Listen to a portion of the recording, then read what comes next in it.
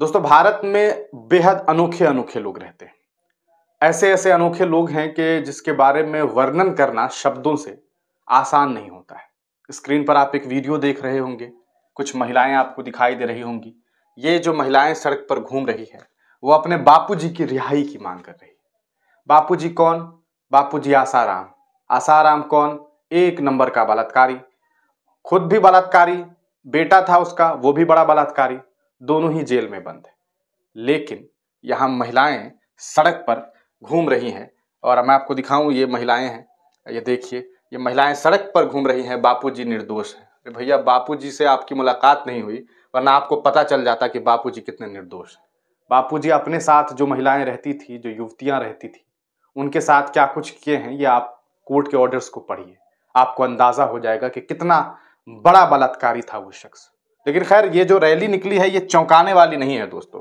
मैं आपको फिर बता दूं कि ये जो रैली आप देख रहे हैं, ये जो महिलाओं को आप देख रहे हैं आसाराम जी की तस्वीर के साथ कि बापूजी निर्दोष हैं टोपी पहन करके, ये चौंकाने वाली चीज नहीं है। ये भारत है।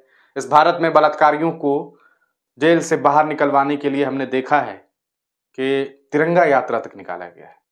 लोग यात्राएं निकालते हैं, लोग सड़क पर उतर जाते हैं कि निर्दोष है, निर्दोष है, निर्दोष है। गजब हाल है। ऐसी भी क्या भक्ति कि अंधभक्ति में बदल जाए। इस वीडियो को देखिए, क्या कुछ आपको देखने को मिलेगा।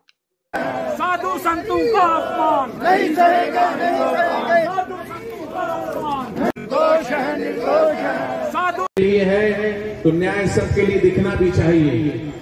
जो निर्दोष है, संविधान कहता है कि 99 दोषी छूट जाए तो कोई हल नहीं, पर एक निर्दोष को सजा नहीं मिलनी चाहिए। यहाँ तो उल्टा हो रहा है।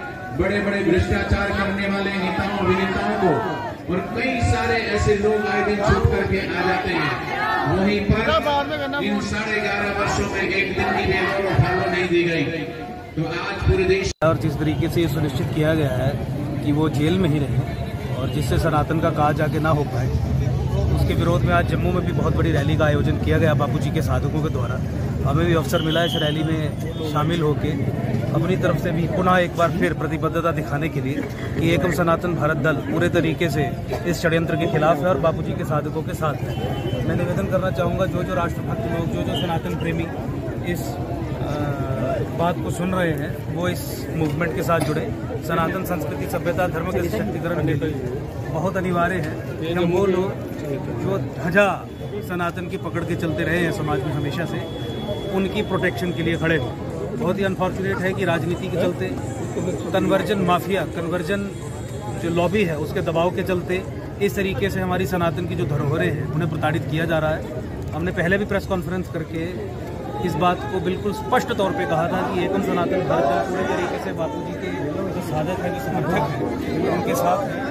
और आज इतनी बड़ी रैली, हजारों की संख्या में जहां जम्मू की गलियों से लोग निकल के बापूजी की रिहाई की मांग कर रहे हैं, उनके साथ समर्थन जताने के लिए हम यहाँ पे आए हैं। मैं राष्ट्रीय अध्यक्ष अंकुर शर्मा, एकम सनातन भारत दल, स्वयं इस बार इसमें पार्टिसिपेट करने के लिए आया, अपनी प्रतिबद्धता पूरे तरीके से दिखाने के लिए कि एकम सनातन भारत दल का एक कार्यकर्ता बापूजी के समर्थन में, उनके साधकों के समर्थन में खड़ा है। स्वयं अहमदाबाद मोटेरा के पास जो बापूजी का मेन आश्रम है, वहाँ पे भी जाके हमने ये प्रण लिया था और बापूजी के साधकों को ये आश्वासन दिया था कि हर संभव तरीके से उनकी रिहाई का प्रयास करेंगे, चाहे वो कानूनी लड़ाई हो। स्वयं मैं अधिवक्ता हूँ, हाई कोर्ट और सुप्रीम कोर्ट में प्रैक्टिस करता हूँ, तो कानूनी तरीके से भी पूरे मदद की बात हमने की थी।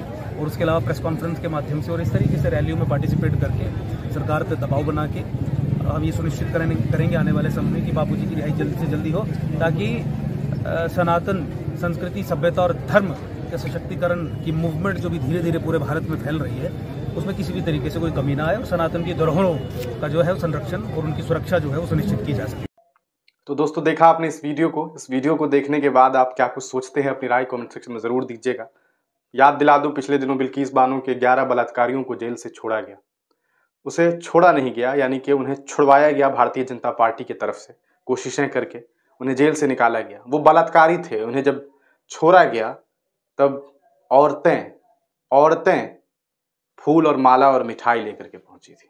हालांकि बाद में सुप्रीम कोर्ट ने इस मामले पर संज्ञान लिया, गुजरात की सरकार को फटकार भी लगाई और फिर उन लोगों को जेल में भेजा गया।